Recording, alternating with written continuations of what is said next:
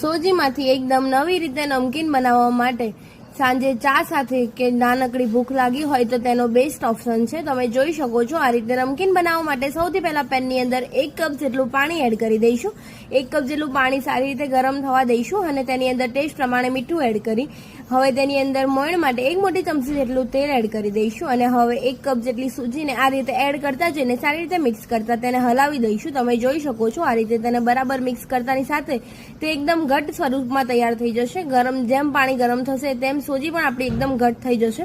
આ રીતે સોજી આપણી બરાબર ઘટ થઈ જાય ત્યારબાદ તેને આપણે થોડીક વાર માટે સિજવા દઈશું અને આ રીતે કઢાઈ છોડી દે ત્યારબાદ તેને ઢાંકીને થોડીક વાર માટે કૂક થવા દઈશું। અહીંયા થોડીક વાર પછી તમે જોઈ શકો છો આપણી સોજી સારી એવી સોફ્ટ થઈ ગઈ છે। તેને એક મિક્સર બાઉલની અંદર નીકાળી લઈશું। મિક્સર બાઉલની અંદર એડ થઈ જાય ત્યારબાદ તે એકદમ ઠંડુ થઈ જાય ત્યારબાદ તેને આ રીતે આપણે મસળી લઈશું જેથી કરીને તે એકદમ સોફ્ટ અને એકદમ ચીકાશપણું તૈયાર થઈ જશે।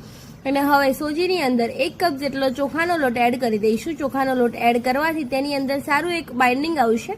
જે આપણે નોર્મલી યુઝ કરતા હોય તે ચોખાનો લોટ એડ કરી દઈશું અને તેને બરાબર સારી રીતે સોજીના દરેક કણની અંદર ચોખાના લોટને મિક્સ કરી લઈશું જેથી કરીને તેની અંદર સારું એક બાઇન્ડિંગ આવશે। અને હવે તેની અંદર થોડું થોડું પાણી એડ કરતા જઈને સારી રીતે લોટ બાંધી લઈશું। તમે જોઈ શકો છો વધારે પડતો સોફ્ટ કે વધારે પડતો હાર્ડ એવો લોટ ન બાંધવો, તમને સેવ પાડતા ફાવે તેવો લોટ બાંધી તેની અંદર તેલ એડ કરી અને તેને સારી રીતે ઓઇલી કરી દઈશું। તમે જોઈ શકો છો આ રીતે લોટ આપણો બરાબર ઓઇલી થઈને તૈયાર થઈ ગયો છે અને અહીંયા મેં તેલ ગરમ કરવા મૂકી દીધું છે અને મશીનમાં આ રીતે લોટ એડ કરી ગરમ તેલની અંદર આપણે સેવ પાડી લઈશું। તમે જોઈ શકો છો આ રીતે ગોળ કરતા જઈને તેને સેવ કરી લઈશું।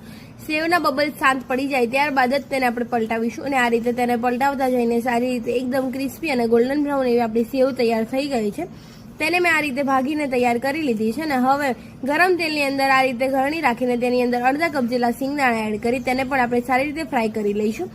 સિંગદાણા ફ્રાય થઈ જાય ત્યારબાદ 10 થી 12 કળી જેટલા બદામને આ રીતે કતરણ અને તેની અંદર 13 થી 14 કાજુની આ રીતે કતરણ એડ કરી તેને પણ ફ્રાય કરી લઈશું। ને હવે લીમડો પણ ફ્રાય કરી બધા જ મસાલાને આપણે આ રીતે તેની અંદર ટેસ્ટ પ્રમાણે કાળું મીઠું એડ કરી અને તેની અંદર 1 મોટી ચમચી જેટલી દળેલી ખાંડ એટલે કે ખાંડનો પાવડર એડ કરી તેને સારી રીતે મિક્સ કરી લઈશું।